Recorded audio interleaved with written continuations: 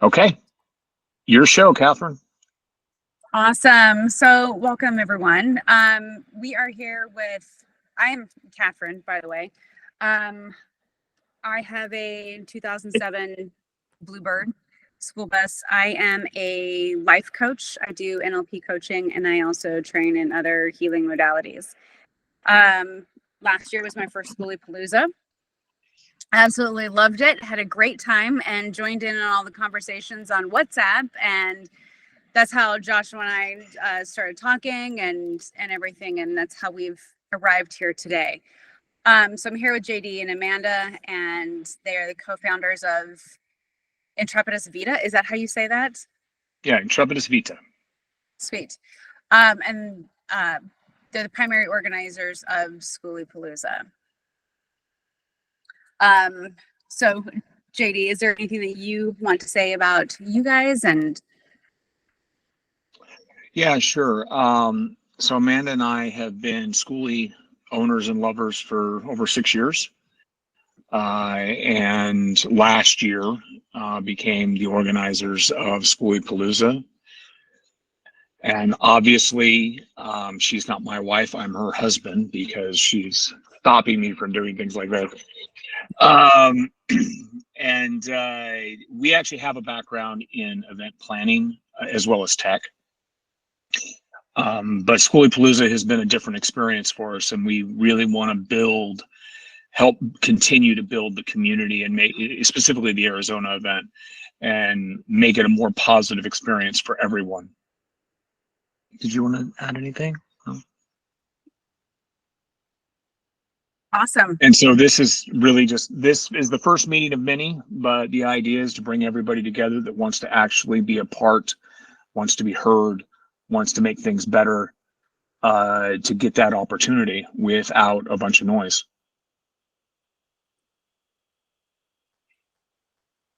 Excellent. All right. So a couple of the pieces of agenda that we are going to be going over tonight is we're going to be sharing with you guys the results from the survey that we put out a few weeks ago now, right? Almost a month ago. Yep. When we launched that, and really get more feedback from you guys on how to make it the best event possible, what's most important to you out of all of that, and hear solutions for solving some of those minor glitches or problems, or the opportunities, as we actually want to refer to those types of situations, for growth and for doing better. So on this call, you're free to like put your cameras on if you want and stuff like that, so we can all see each other, see reactions of how we're all interacting. Because I want everyone to feel comfortable, seen and heard in this whole interaction, and not like, oh, I'm just behind my little camera like thing. So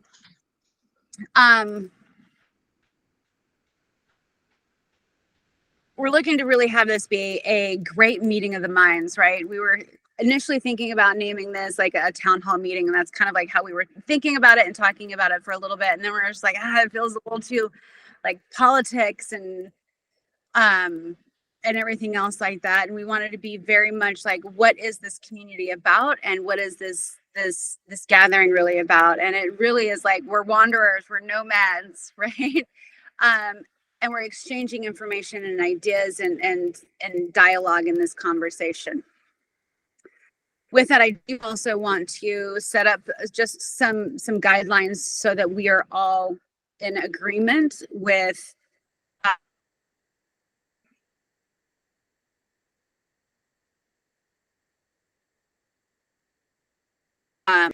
so what we don't want is any like gossip or blame or shame or hearsay, yelling or grandstanding. None of that will be kind of tolerated. I don't think anybody wants to receive any of that.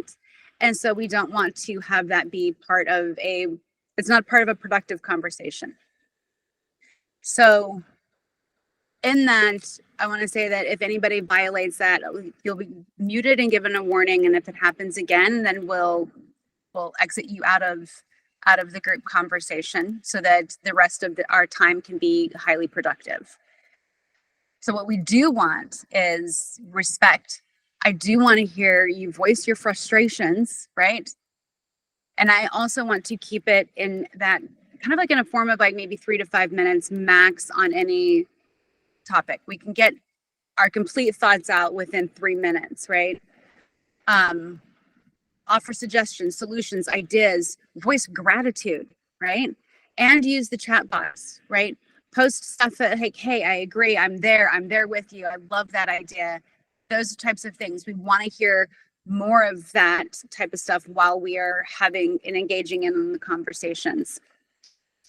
And then also we'll do some polls, maybe do a poll here or there, but also like if you have a question specifically while somebody else is sharing, feel free to use the Q&A portion of it. And that way we can see your question and you don't have to worry about forgetting it or writing it down or just raising your hand forever to be next.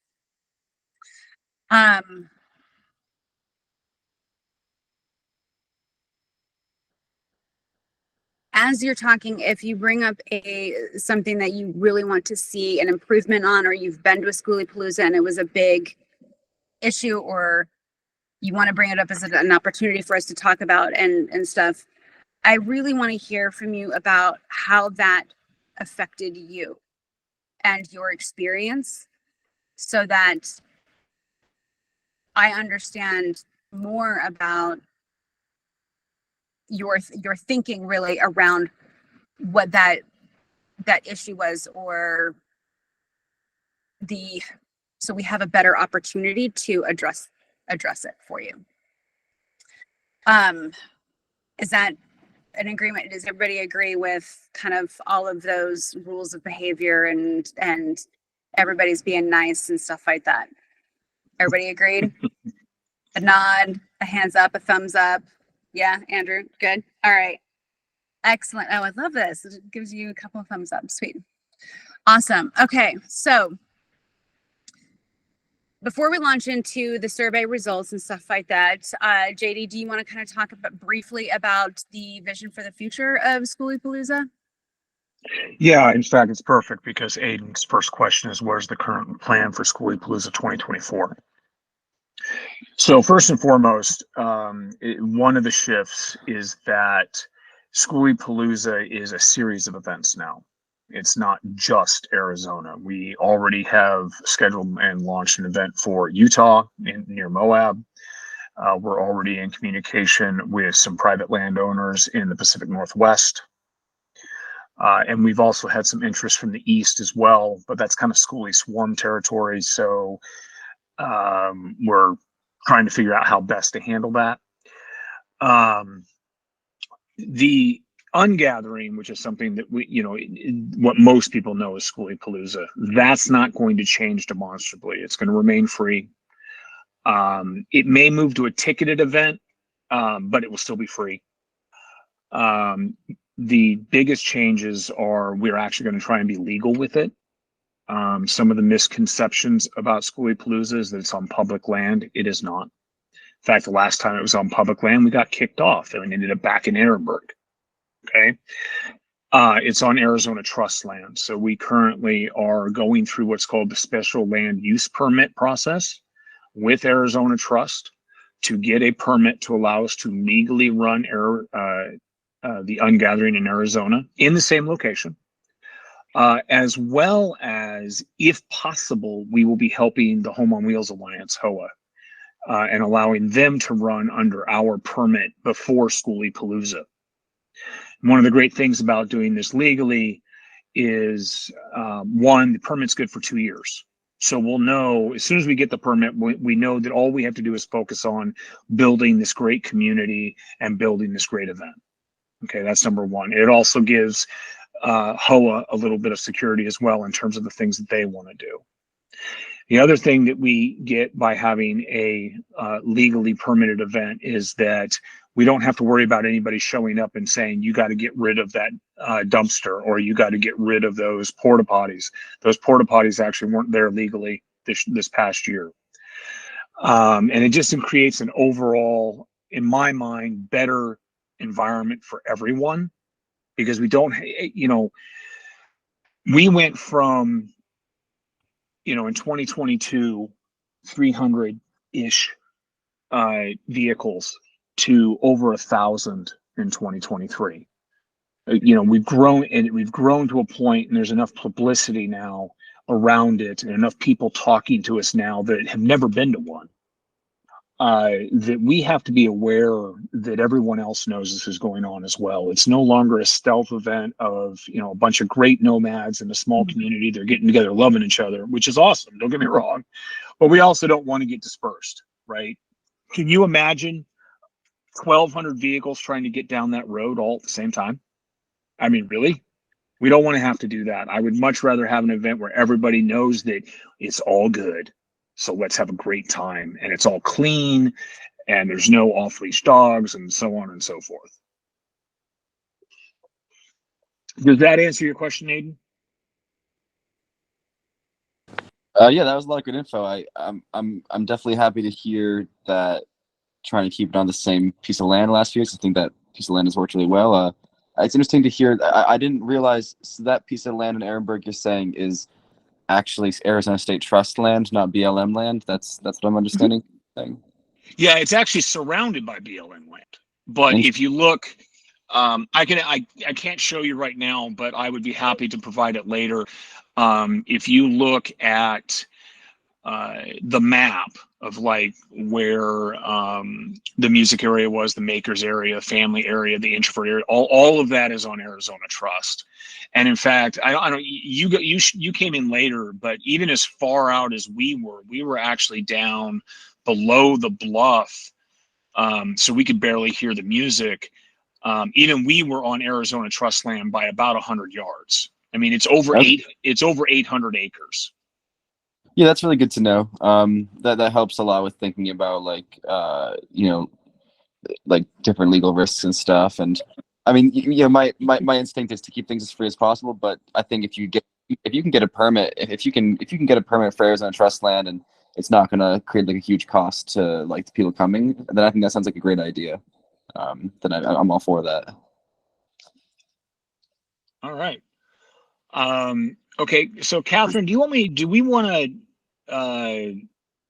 go through the results and then address the rest of these questions, or do we want to address the questions that are coming in?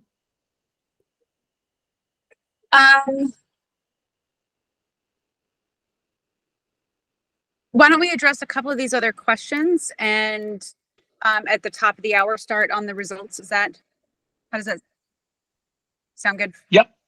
Okay. Yep. All right, so for those who have joined us a little bit late, just as a reminder, we are recording, and the recording will be unedited and published. And we are following the basic rules of Skooliepalooza, which is be nice and constructive. Ms. Donovan has asked, so if we have land, can we offer to host one? That's actually been asked by a couple of other community members to me directly in the past, and yes. And we're even willing to help work with you on the type of gathering that you want. So for example, the Moab gathering is on private land, and it will be ticketed. It will not be free.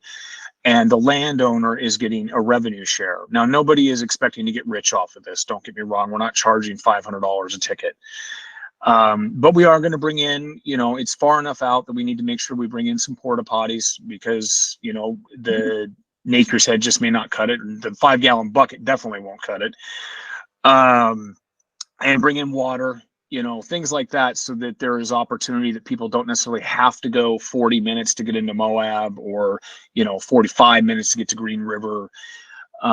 Plus, the bands that show up, we've had some entertainment reach out to us, and some of these folks are coming from pretty far away. And if we could at least cover their gas, right, that seems fair to us.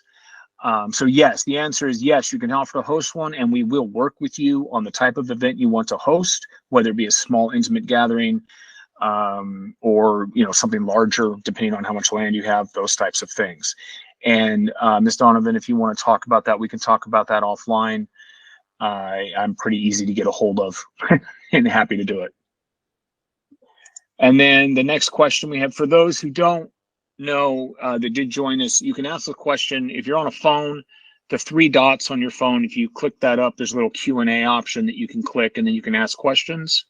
And then if you're on a screen, it's actually on a computer screen, it's actually to your right. There's a triangle, square, and circle that you can click on to ask questions. And Ms. Donovan asked, why can it no longer be on BLM? The OG Paloozas, we packed it in, packed it out. Because we're too big. They were never legally on BLM. One of the misunderstandings about these events is once you advertise the event, once we say, hey, let's all get together and on a Facebook group or a website or Eventbrite or whatever, it is no longer half a dozen people or a dozen people who happen to know each other from across the country hanging out for a week. That's not how they look at it. And BLM specifically has become very strict. We've talked to them in Arizona at multiple locations, even offered to pay for specific facilities and such. And they point blank said, no, you're going to have to find another way to do this. And it's unfortunate, but that is the approach.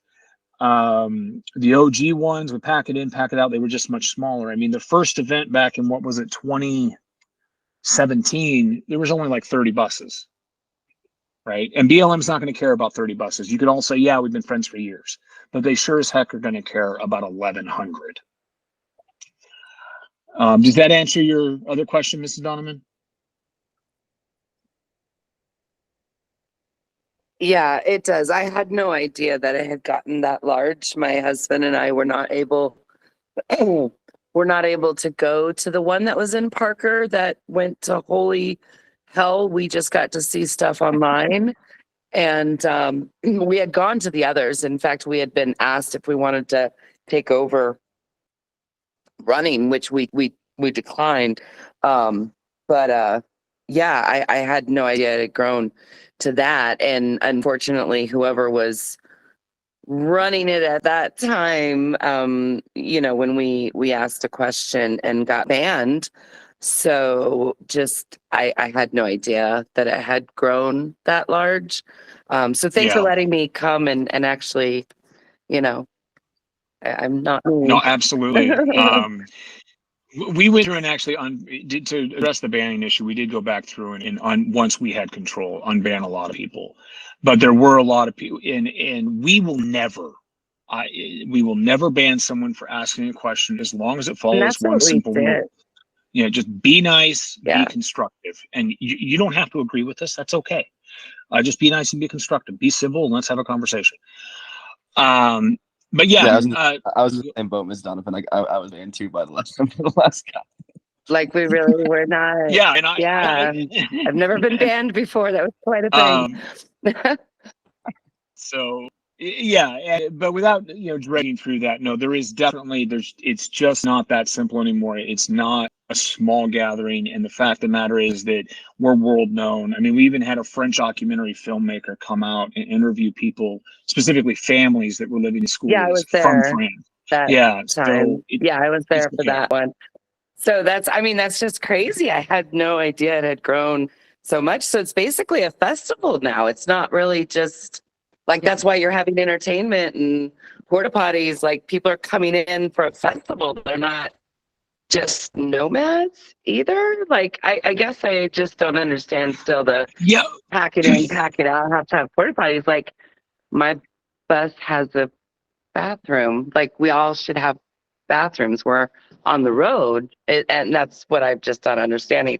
But if it's that large, I mean, back in the day, people would just come out for Saturday and stuff too. So, I guess. Yeah. So, I mean, think of it this way. Who wants to walk 200 yards back to their bus to do their business in the middle of their yoga class or whatever, right? Oh, yeah. I had no idea. Okay, so I'm going to, I'm not trying to cut you off, but we do have a lot going on and not much time. So I do want to answer Carson, and then we will move into the results of the survey.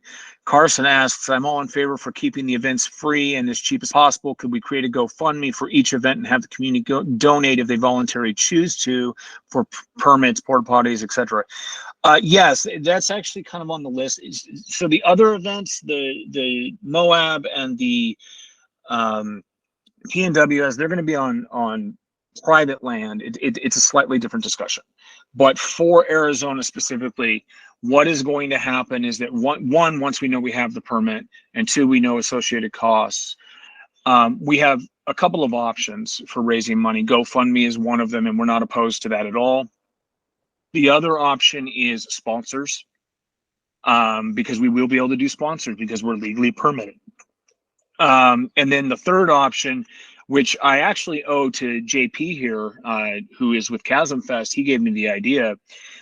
Since it's a ticketed event, we're going to have ticket one, free, come, be as you all are welcome. Ticket two, $50. You also get a hat. The hat doesn't cost us $50, right? That kind of thing. So we're creating value for those that like merchandise. And you know, there are a lot of us out there. I mean, when we were doing 2023 on the WhatsApp channels, all the time was, you know, where can we get a bumper sticker? Where can we get a sticker? Where can we get this and that? And so that's another way that we will be able to generate income to help pay for this. Does that answer your question, Carson? Yeah, that was a great answer. And I love the idea of getting like some little trinket or incentive for like buying a ticket, because I get that some people might not be in a financial position and I want it to be like super inclusive, but others that like I would like love to volunteer to bands or people that are like really contributing and like coming far and wide, just to kind of make it worth their while and help support them like along their journey and everything. So I'd love for that to be at least be an option in some way, shape, or form. So thank you. Yeah, absolutely. We're all over it. Okay, Aiden, we're gonna have so does trust to have a permit for Ehrenberg cost money? Yes, Aiden, it does cost money. We don't know how much yet. It's $300 to apply for them to tell us after an environmental impact study how much they're going to charge us or let us on. Gotcha. Yeah, I was trying to figure out like which costs are for like permit and which ones are for like, you know, porta potties and other stuff. Like I'm trying to separate. Yeah, no, the porta potties and all that is completely separate at this point. We just need to get to step two. We're in step one. We've applied. Gotcha. Step two is if we're going to allow this is how much it'll cost. One more, Catherine, and then we are going to go ahead and fill them up, but we're going to let Catherine run the survey results. Yes, I'm going to call you Mr. Eric or Mr. Irk. Yes, they did tell us we need a permit. So this came about. We didn't originally start the permit process. The former Skooliepalooza organizers had actually already been working with Arizona Trust because of what happened in 2022. And Arizona Trust said, yes, you need a permit. We got very lucky that they didn't show up in Ehrenberg. They knew we were there. And in my communications with them and BLM, because you know it's surrounded by BLM, they both said that if we're that big again, they are going to show up. And there's a little bit of gray area for the Arizona Trust land, but I don't want to be in the gray area. I want us all to be legit and be able to properly do this so there are no concerns. All right, Catherine, it's all yours again. Thanks for your patience. Awesome. No, that was good. I'm glad that those are the questions that have come up, because it is, you know, one of the important parts about, you know, how to take Skooliepalooza forward into the future, for the years to come. So out of the survey, how many people actually answered the survey that are on this call? That's Nobody? encouraging. So you have no idea. I was going to, and I forgot. What we asked. Interesting. Okay. Okay, great. So we asked a number of things. One of those did focus about the money. That was about paying for tickets and things like that. That was kind of like more on the tail end of things. But first we wanted to know, like, what was the most important thing about attending for you, right? Is it, you know,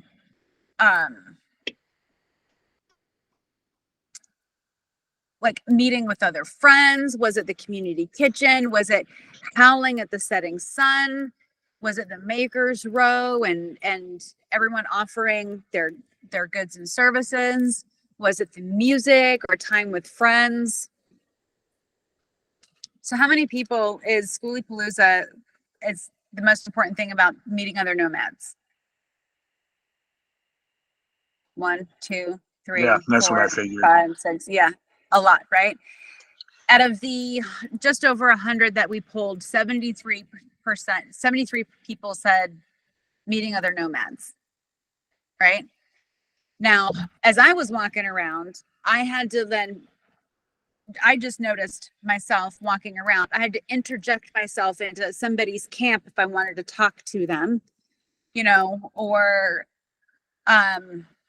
tool around with friends, going to meet other friends, or out at the music at night, which really wasn't my thing, to meet new people. So did anybody have a hard time meeting new people at Skooliepalooza?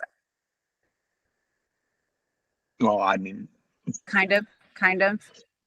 Everybody else is extreme extroverts. I love you guys. Brian was at a disadvantage while we were there, so otherwise he's normally pretty friendly. Yeah, I had COVID during that time. Yeah, so that kind of sucked. Oh. and that would have made you everyone's friend if you gave everybody COVID. Right? Yeah, right. No, I stayed inside my RV and just looked out and looked at everybody having fun. I was like, oh, so jealous. Yeah.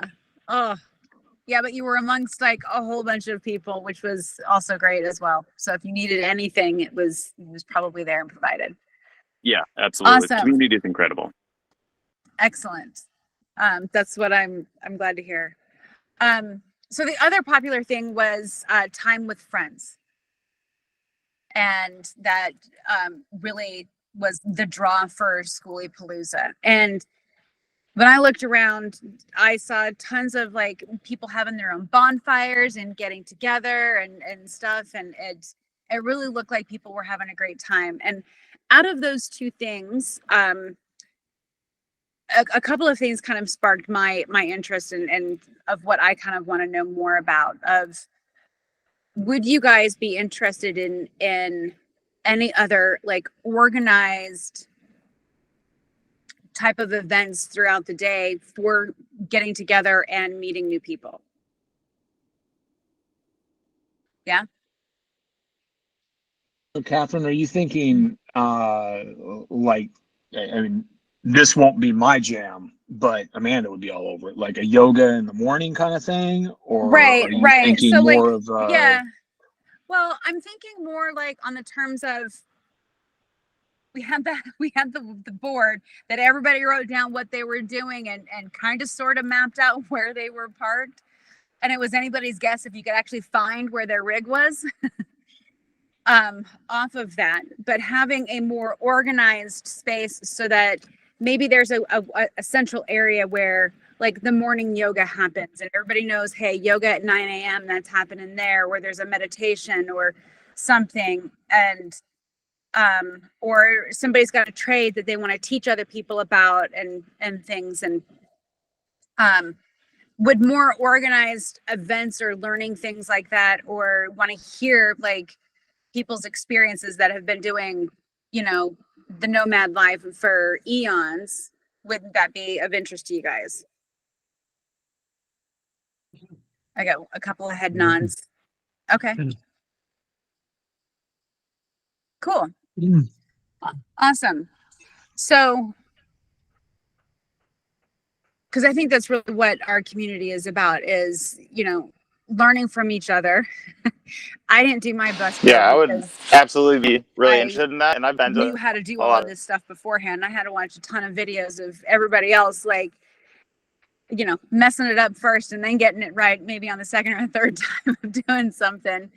to figure out how I was going to do my build. So I think having more avenues for people to meet different types of nomads on the road and learning from each other will really benefit our community, especially as this event grows in numbers. One of the other things that we asked everybody about is, as this event grows, if we were to pay people for in different positions to do things, it would be an astronomical cost. And we're not there. We're nomads. We want to keep this as free as possible. And as most events that happen, they run primarily on volunteers. Right? Like I'm totally a volunteer, and I have gone to yoga events in the past where everybody has some sort of job that they have to volunteer in to help the entire event happen.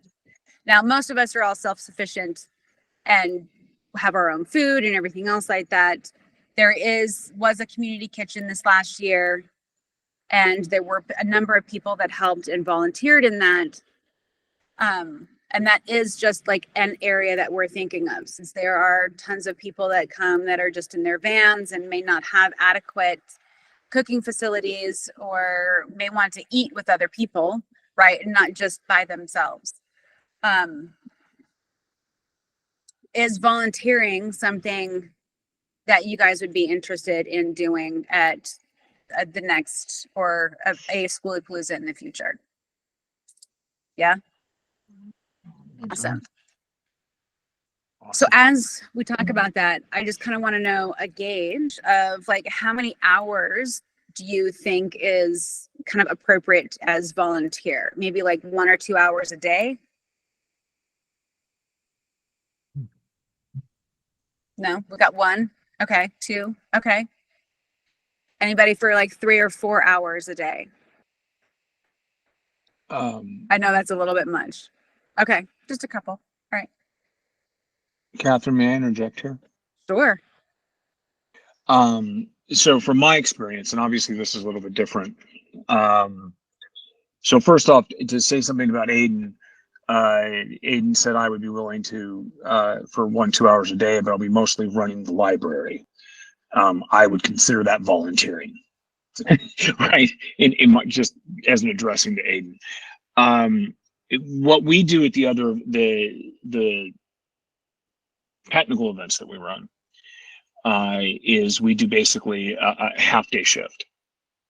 Mhm. And the reason you do it, I know that seems like a long time, but if you think about it, if you're doing 1 or 2 hours, unless you're a floater, right, where we can say, we need you to be over here,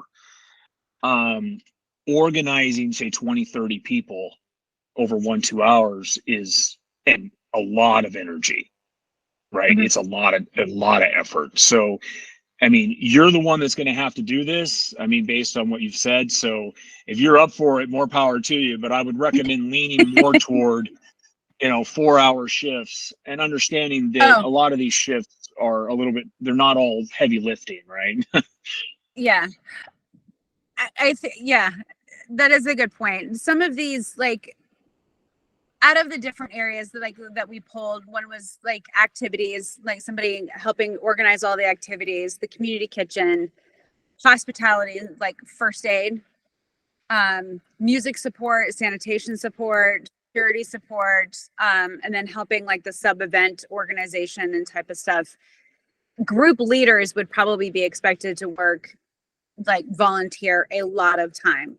And then they would probably have their own team leaders, and then other people that are filtered in with that are possibly working shorter amount of times just when they need people at certain specific hours. Say, like if it's music, then when the music is happening, then they would help, have more volunteers there and stuff like that for that.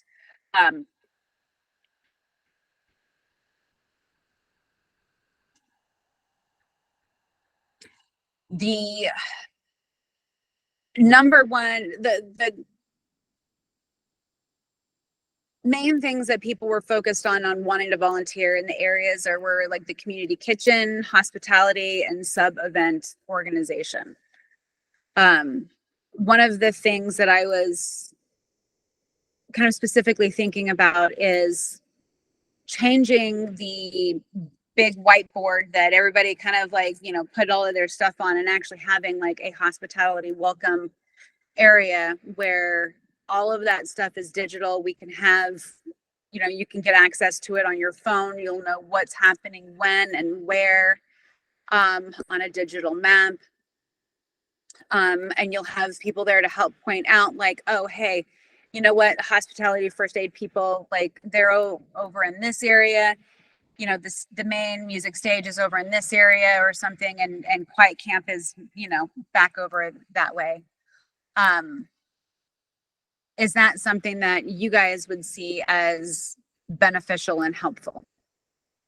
So, Catherine, a couple people are popping up here, and Stephen Cobb, if you're looking to ask a question, if you look in the bottom right of the corner, there is an icon with a triangle, a square, and a circle.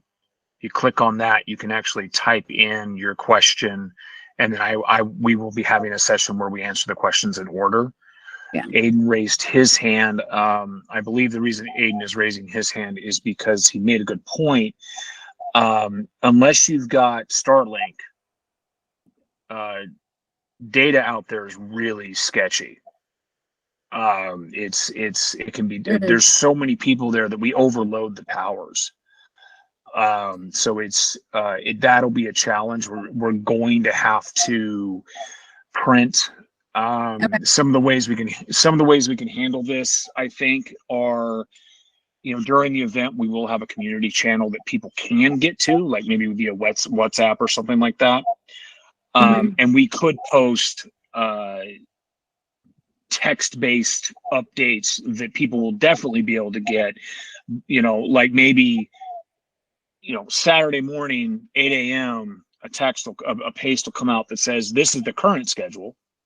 And then if any major changes happen, we'll post it again. We're probably not going to be able to, well, like, because we did a Google Calendar, and I would say maybe 40% of the people were actually able to access that. And, you know, it wasn't a technical limitation. There just was no internet. Okay. So we could do like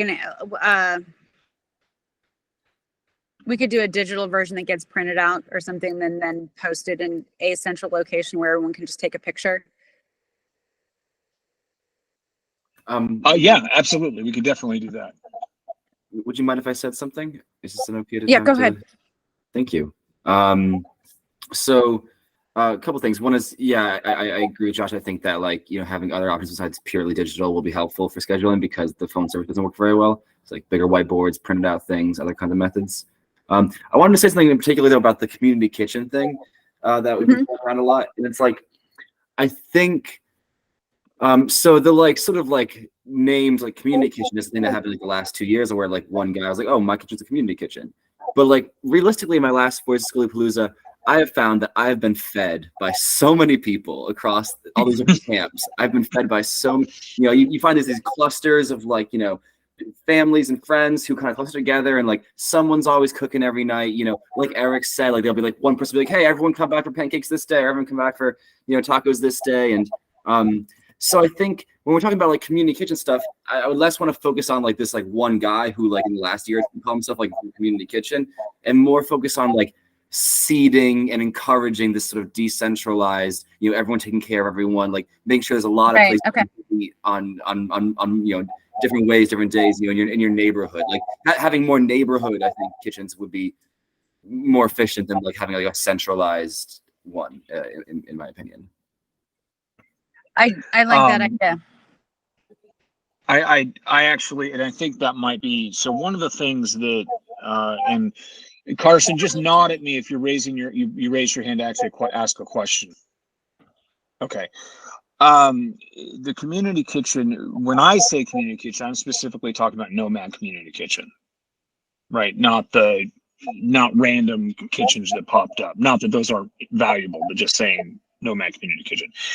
I think I really have a passion for Nomads Community Kitchen's mission, because it is something that I've directly run into, which is you do have a large number of nomads who, they kind of peruse and they walk and they wave and then they go back to their RV and they're not socializing, or they're schooling and they're not socializing for whatever reason. It doesn't matter why.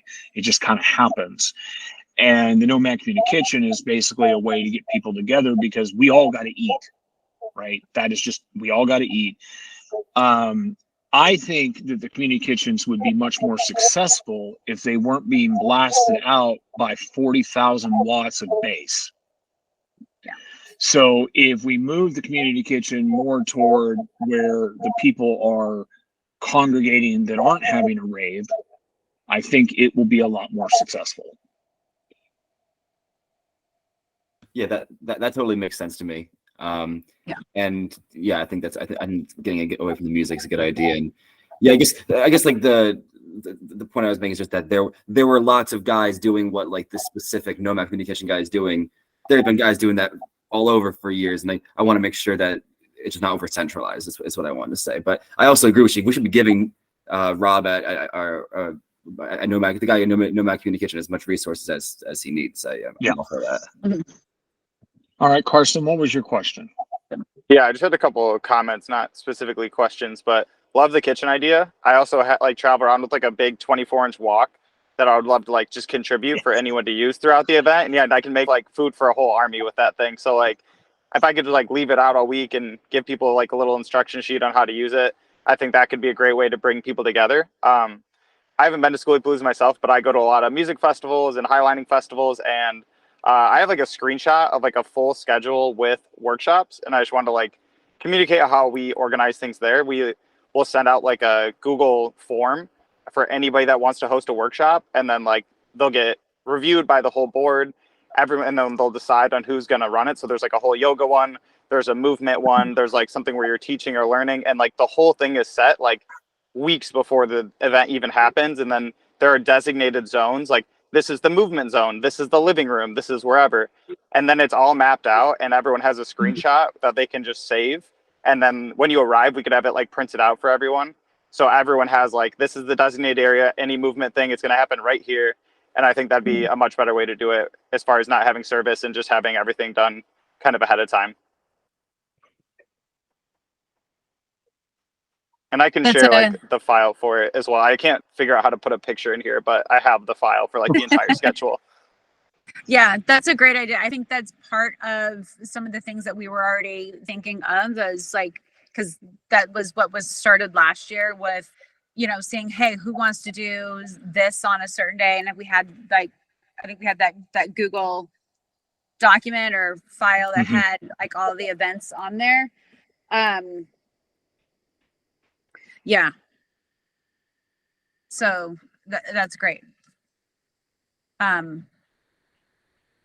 So when it comes to, I think the other thing that we asked about, and then we'll get done with the survey results, was all about the finances and the money and stuff like that. It was kind of really tied between crowdfunding, donations, and just straight up tickets. Most people that had never been before were more apt to pay for tickets. People that had been like a year or two really liked crowdfunding and donations. And then it kind of went, out there from there. And then everybody wants to keep it as cheap as possible, obviously, right? We're forking over a bunch of gas to get there,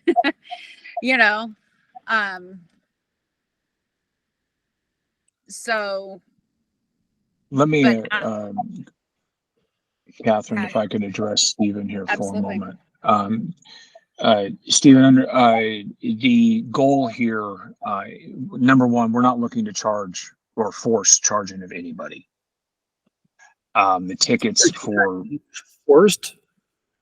sorry? You said you're forced? No, we're trying to we're not going to force. We're not going to force anybody to buy a ticket, quote unquote. It is a free event. We The can't. Arizona event will always be a free event. Right. There's a couple of ideas going around for funding the proper permitting and the porta potties and things like that. And one of them is, there'll be a free ticket. You're welcome to pick it. More power to you. There's a second ticket that say $50 and you get a hat, right? The hat doesn't cost $50, but we use the other part of the money that the hat doesn't cost to help fund the permit. The other option, which is something that I think Carson brought up, was GoFundMe. That's another option. Nothing's been decided, but there is a very real possibility to legally run this event that we're looking at $25,000. So we do need an opportunity to raise money in some way. Okay. According to BLM rules, We're not on BLM. if we're in the same spot, we're half and half, BLM and state. Right? I've been through Line this goes- with BLM and Arizona Trust. The 99% of Arizona Ehrenberg Skooliepalooza in 2023 was on 800 plus acres of Arizona Trust land. That was which end? Which side? Quiet or music? Look, both. Okay. The BLM land that you're probably speaking of is actually north of that area. You're right. It's surrounded by BLM land. Oh yeah. But BLM Arizona point blank told me, do not put this on BLM land.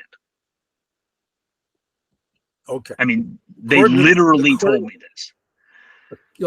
According to BLM rules, right, we can camp within 10 feet of any other person for up to 14 days.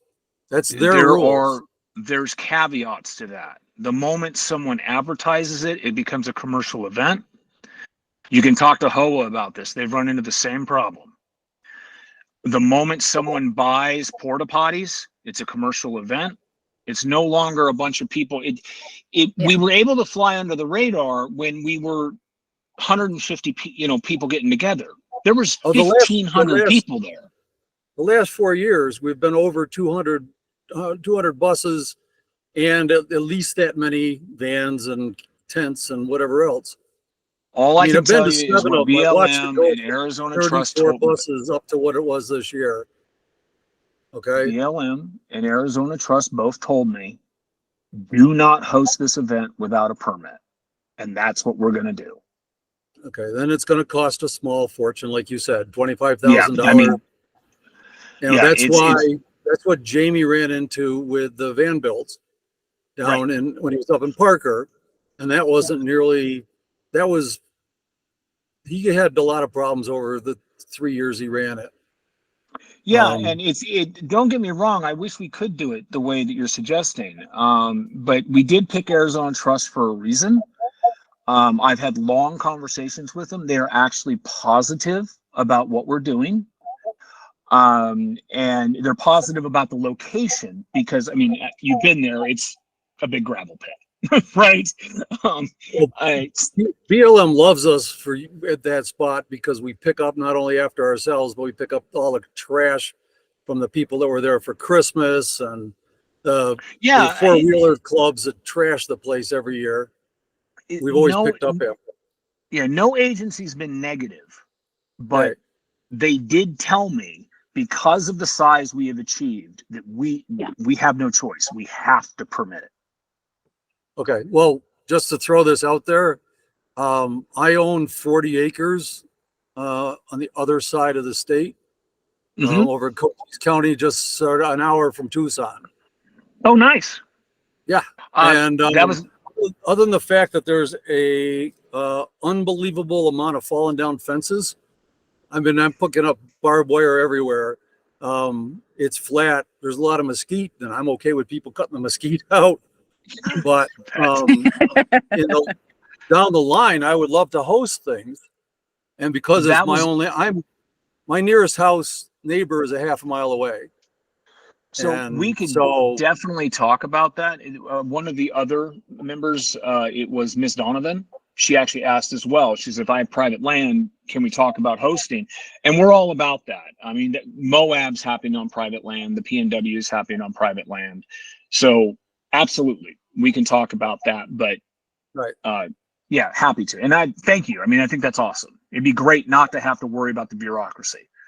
Yeah. Yeah. Well, that's why I looked for 40 acres so that I had room for doing something like that. Awesome. It's not ready yet unless people want to come here and help me pick up barbed wire. Well, I'm currently in a completely different state on across the nation. So,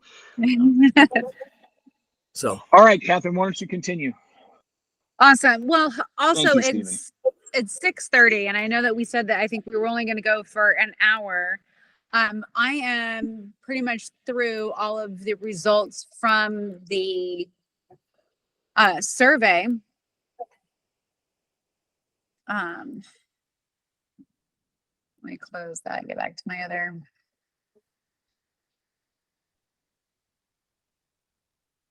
Thing. And we already talked about volunteer areas and stuff like that. Out of like everyone that's here, do you have is there anyone that has a specific specialty that would be in line with any of these areas that we would need to have volunteers in, either, you know, hospitality or first aid or just helping organize or the music and things like that, that want to volunteer and give a substantial amount of time to next year's event? Well, you said the word substantial. Now nobody's going to volunteer. Substantial. I just want 18 hours of your day every day. Which event are you specifically talking about? Is this like for the Moab event or Arizona or? We're only talking about Arizona. Okay. Yeah. So like, I know when I was doing yoga events and stuff, the team that I ran was 25 people, but we were part of the welcoming committee. And we also oversaw every single karma yoga person. So everyone that attends the event has to do some sort of service in some sort of area, right? And that was typically like an hour or two a day that they would do, right? And my team oversaw making sure everybody knew what their area was that they were doing when they met, where they were, and everything else like that, and helped welcome everybody into the event. So I worked 18 hours a day at that event. I'm not asking anybody else to, you know, be like, hey, dude, I want to do that. Like, I didn't get to any yoga classes. I didn't get to anything else. I just, you know, walked around and made sure that everybody was happy. But so like security at the event that will be an area that would possibly have whoever is the main volunteer for that department or area, or have like a couple of people that are the main volunteers that would, I could imagine, be a bit of time every day. Does anybody want to volunteer to be a lead on any? Well, I obviously will. Obviously, JD is. and I see Carson. Carson's chewing on it. I can see it on his face. He's like, I think I might. Come on, buddy, you can do it. He's like, I got so much to offer. I'm curious, what is there a fixed date? I know you were mentioned about getting the permit and you've already applied for it. So is there like already a weekend that's in mind for the event? We don't have the exact date right now. We want to keep it in the tradition of it if we can, which I believe is the last week of Arizona, or January, not Arizona, last week of Arizona, last week of January, if we can. Right now, for those that didn't hear, we have applied for the permit. Now it's the process of them doing environmental impact study and things like that. And then they come back and they either say, yep, go for it, and it's going to be X in terms of dollars, or you can go for it, but you got to do these things and those types of things. Hopefully we will hear from them around mid-July. Okay. I will definitely be at the event in Moab, but I might go to Baja next winter for like a few months. So just timing wise, I don't know, but I would be more than willing to volunteer and help out with the Moab event. Okay, that's good to know.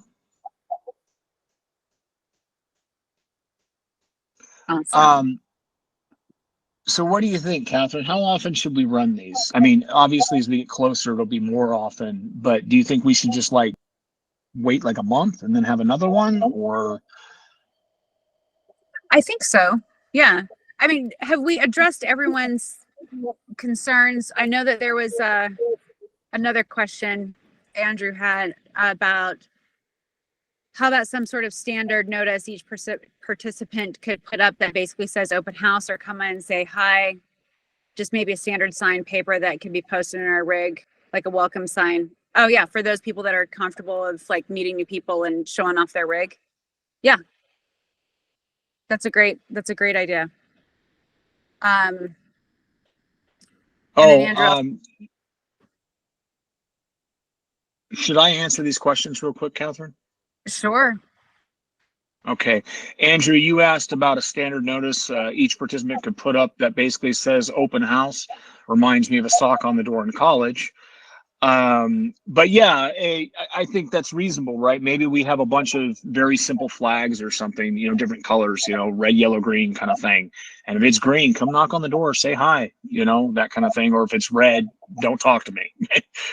That's kind of what I was thinking, you know, something that not just anybody putting their own sign, but something that you can immediately just look out and say, ah, over there, you know, they really would like to say hi. So it'd be something that you could, like you say, a template or color flag, like you said, would be great just beforehand. And Make it easier to, you know, find them. I think that's You probably know my YouTube channel. I do tours of other people's buses, and I get a whole lot of them at Skooliepalooza. I just walk up to people, say hi, talk to them. Say, would you like to show me the rig? And sometimes they say yes, but I don't want it videoed, which is cool. Or sometimes, hey, you know, fine, I'll do a video tour. So I mean, it's me. I just walk up to people. That's not everybody will do that. Well, one of the things I was going to, well, I think there's also a consideration of there is an unspoken but known culture and etiquette that a lot of people, especially the newer folks that are coming in, aren't going to understand. Like we had one guy basically hover around the vehicle just waiting. It's like, what do you want? You know, and he's like, oh, I just want to film your vehicle. I'm like, okay, no big deal. But not everybody knows the unspoken etiquette. Like if your door is open, you can say hi or whatever. So that, you know, having some kind of identification might make that easier. See, my door is never open because my cat hates people. So, you know, really seriously, there's people with scars from this idiot cat, me included. So, you know, that's why I'll sit in front of the bus and just talk to people as they come by, or I see somebody looking at the bus and hey, want a tour? But you know, because of my cat, right. I can't leave. She also hates dogs, so and other cats. Yeah. She hates everybody. Okay, so next question from Andrew is: once you have the permit first time, is it easier or cheaper for the subsequent years? Likely not cheaper, but definitely easier. Because if we show them that we're going to, one, that we're willing to follow the rules, and two, that we clean up after ourselves and we don't damage the environment and things like that, it would be, yeah, it'll be a lot easier. And yes, that one of the things that's great about the permit is it is 2 years. And we will be able to, like I said, help Home on Wheels Alliance and so on and so forth. And then Aiden says, I'm wondering why there would be tickets at all if it's standardly free. Seems unnecessary. I hope there's not anyone we'd be trying to keep out. No, all are welcome as long as they follow the 3 basic rules, right? Be nice, leave no trace, pay it forward. We're not in any way, shape, or form trying to keep people out. It's more an opportunity for, think of the pay it forward situation. So if we have a ticket that's free, majority of people are going to pick a free ticket, but there's going to be a small portion of the population be like, ooh, I would love a hat or a shirt, and therefore I'm willing to pay a little bit of money for a ticket. And then there is going to be even smaller, but perhaps economically advantaged, where they're like, hey, thank you for putting on this event, here's $100, right? So that you can pay for porta potties or whatever. And all these costs, and let me be very clear, There's no hidden costs here. We are going to publish everything. We're going to have something that says, hey, we're bringing in 10 porta potties to be serviced for a week. That's going to be $2,500. The permit was $15,000. I know you hate it. So do we, but that's the cost. There's no hidden costs here. It is going to be 100% transparent. Yeah. I think, and that is, I think I know a lot of people who would pay like $80 for a really cool overpriced Skooliepalooza sweatshirt or something like that. And if they knew if they knew that they're contributing to like keeping the event going, I think that would be like an authentic way to kind of do it. Absolutely. I'd pay $80 for an overpriced Skooliepalooza sweatshirt for sure. Yeah. And then Brian, you said this. Brian asks, have we ever considered having a group cleanup? There's a group cleanup every year. Yeah. Every year there's people. This past year where you had COVID. This past year there was actually a guy literally driving through in his truck. Everybody threw the trash in there, and then he would go to the local dump, and then people would donate via Venmo to help him pay for those fees. Really? So The local dump is free. Local dump is free. The one over because gas isn't. So yeah, because I spent a lot of years right over near there in a spot we call Squatterville, but yeah, the local dump is free for anybody to go in, and so donations for gas, yeah, but it's over and it's in Ehrenberg. I mean, it's 10-minute drive. So just so you'll know. Yeah, I appreciate it. That's awesome. Brian, go ahead. Yeah, because I know that I was thinking more like and maybe you guys already do this, but for the RTR last year, in the last years, we've done like a group cleanup where we all meet at a certain time and a certain day, and then we all basically we decommissioned an old trailer that was kind of scarring the land. So I didn't know if we did anything like that, or people just kind of leave no trace type thing. There's a lot of fill a contractor bag kind of thing that goes on. In my mind, I was actually thinking about pulling in like a 40-yard dumpster. But even that has risks. It's expensive. It's not cheap to pull in a 40-yard dumpster because they do it by weight, right? So we do have to, and a lot of this isn't, I don't want you guys to think that we have some concrete plan. We don't. All of this is, we want to hear from you about how we can pull this off. The only thing that is absolutely planned at this point is we're going to do it legal. That's where we're at.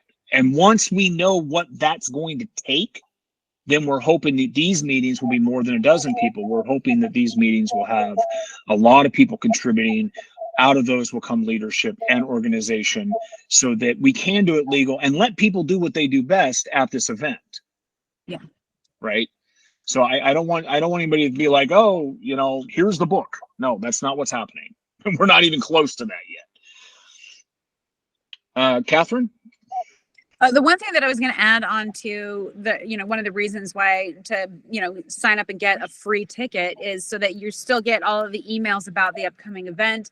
You can still get like the whole flyer that's got all of the stuff that's going to happen. You can print it out even before you even get there, and just stay in the know of everything.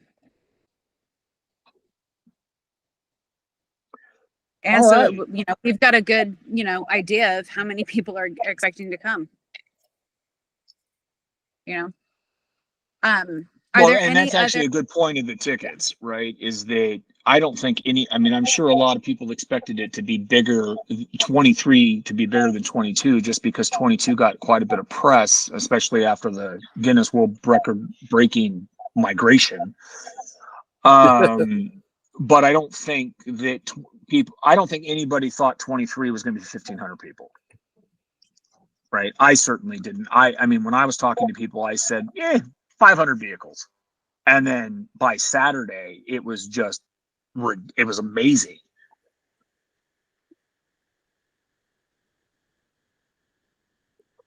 Yeah.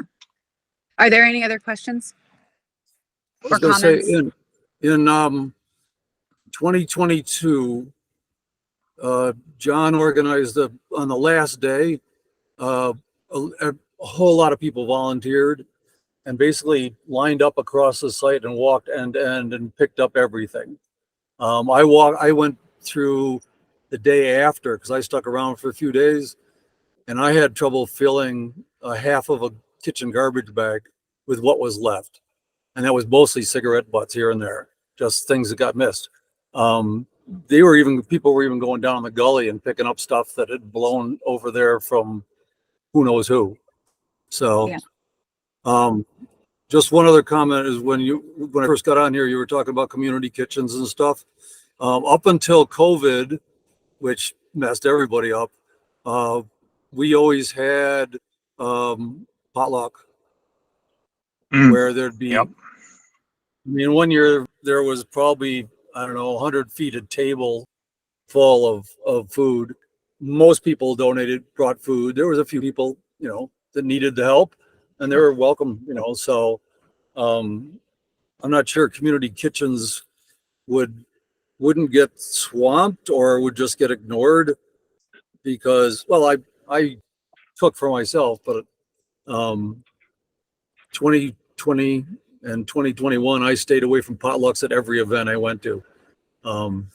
Hey, I just came down with COVID 2 weeks ago. I'm sort of a late bloomer. I didn't get COVID until the pandemic was over. So Yeah, I think a potluck sounds like a fantastic idea. I do think that we would need to be careful. I mean, it would be a world record breaking potluck if it were bigger than we were this year, right? I mean, you're talking about a significant organizational structure there. I'm going to address this last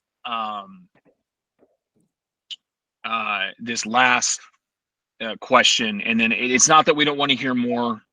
However, we will absolutely, for those that weren't here when I said it, we are going to publish this whole thing unedited. So there, again, complete transparency. Also, we're going to run these more, and they'll happen more often as we get closer. So we want everybody to feel involved. But Aiden's question, and this is a sticky one, so I ask that you hear me when I answer. Off-leash dogs were mentioned earlier. How strictly will this be enforced? Personally, I am strongly in favor of off-leash dogs. It's one of my favorite parts of Skooliepalooza. I would hate to see that gone. Couple things there. One, I got into a physical altercation with an off-leash dog that tried to attack the dog that's on my background. Killing a dog is not on my to-do list. I will if they will attack my dog. Two, we had a report of another off-leash dog attack a pregnant woman holding her child. Three, off-leash dogs in Arizona are illegal. Period. It's a black and white law in Arizona. So we might be able to figure out an off-leash dog area that is well signed, that everybody knows and understands. But one of the number one complaints that we received, especially to us directly and privately, was all the unleashed dogs. And then the second part of it was the dogs that were staked and then just left to fend for themselves. It's a problem. I don't have a solution. I'm not trying to start an argument. That's just where we're at. Yeah, I understand it's a problem. I've personally, I didn't get my dog till after Skooliepalooza my first time, and then he was at my parents' house when I went the second time. So I've never had him there myself, but I do always love getting to pet all the dudes who come and visit, come and say hi to me.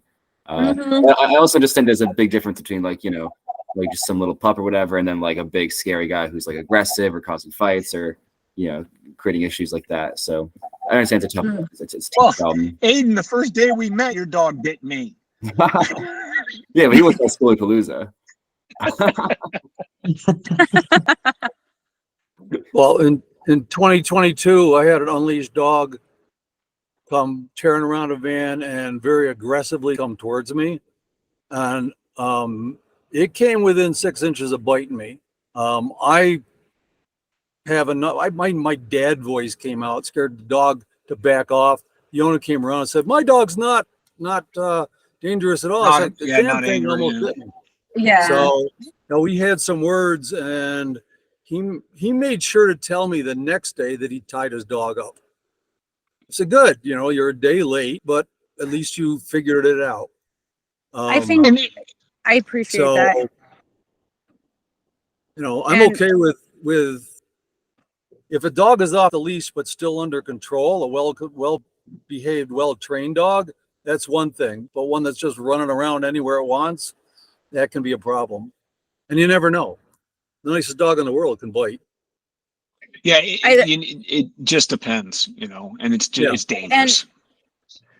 And you also have to consider the environment, right? Most dogs that are off leash with their person, they're not regularly in an environment with 1,500 other rigs and that many other animals just running around freely all the time.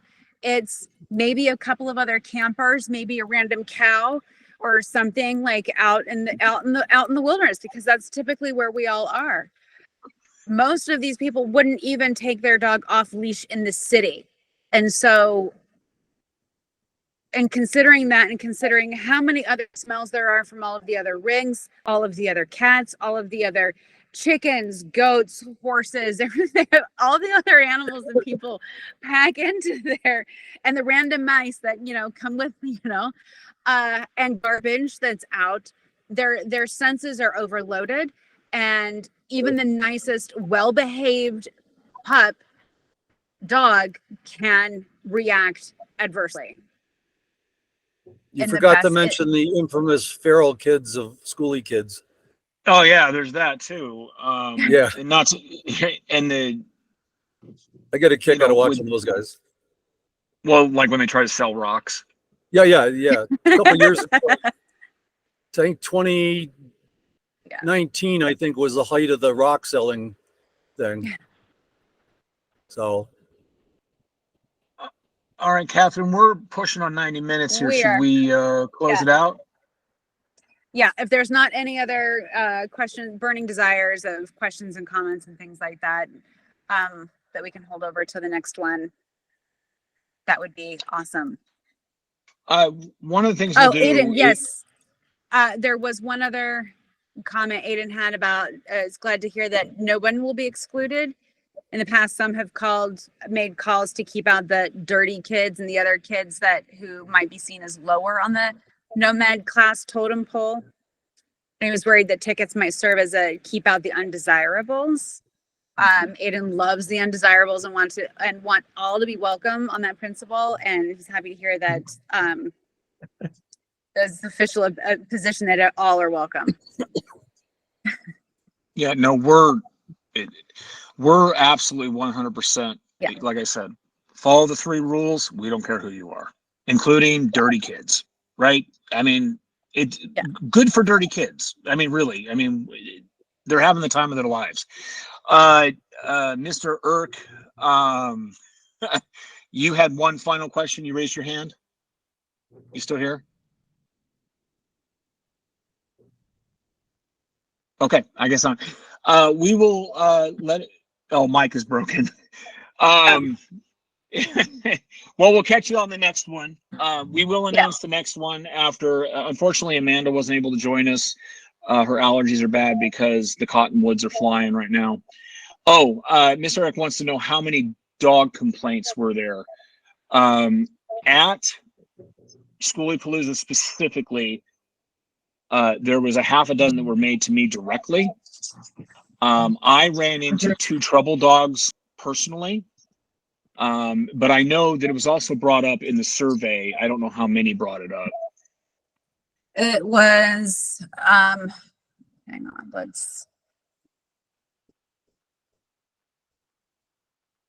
my computer is hot right now, so it's like I'm gonna think about it. It was an answer to one of the questions on the survey. While she looks that up, understand that one of the problems, regardless of the legality of all of it, don't get me wrong, I am not a black and white follow the law guy. Okay, not at all. I mean, I carry a gun everywhere I go, no matter what state.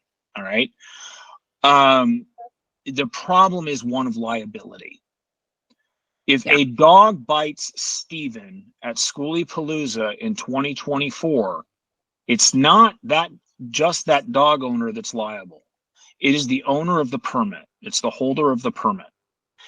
And that's actually one of the things that we're able to assist with ticketing, even if it's a free ticket, because it becomes you accept all responsibility ticket, right? You can't come and sue us for some stupid thing like you stubbed your toe.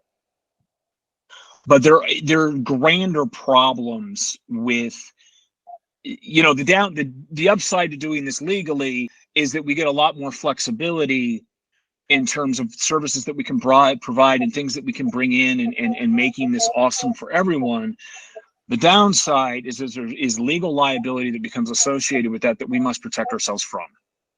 Mhm. It's just the way it is. Yeah, if I remember right, with Jamie, one of the big expenses for the van build was BLM insisted on insurance. Right. And that's one of the things that we're going to have. That was a big ticket. The porta potties, the dumpsters were nothing compared to the insurance Mhm. and the permit. I wish that JP, Stephen, I don't know if you know JP, but JP does Chasm Fest. And he was on earlier. He actually could speak directly to how much the insurance can cost. We might actually get a benefit because we already have insurance, so we just have to do an addendum. So we might not have to pay the $25,000 one-time fee. Sure. But special event insurance, which is what this is really expensive. And I can tell you that if you look on the Skooliepalooza site, one of the things we don't include is pictures of people partying on top of buses. Yeah. Because I talked to an insurance agent, and the first thing they said was, if we see people on top of those buses, we won't insure you. Right. So there's no pictures of that because we have to get the insurance. Sure. All right. That's all I have. I know people are starting to log off. Stephen, I really appreciate you joining. That's great. Andrew, everyone that participated. And you want to close us out, Catherine? Yeah, I mean, I'm just going to echo on that and say thank you, everyone, for your time and your opinions and your voice. It's greatly appreciated, and we definitely look forward to hearing more from you. You guys rock, and yeah, thank you. I'll try to be on time next time. That'd be great. Yeah. I'm building a big shop, so. Yeah, next time, join 10 minutes early like we did, and so we can get started on time. I'm building a giant shop on my land, so I have a place to work, and yeah, I'm trying to beat the heat, and it's not working. Yeah. Completely. All right, awesome. Next time. All right, take care. Thanks, everyone. Thanks. Thank you.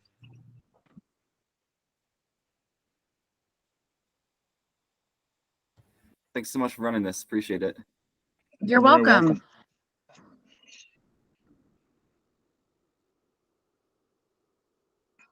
Let me stop recording real quick. Yeah.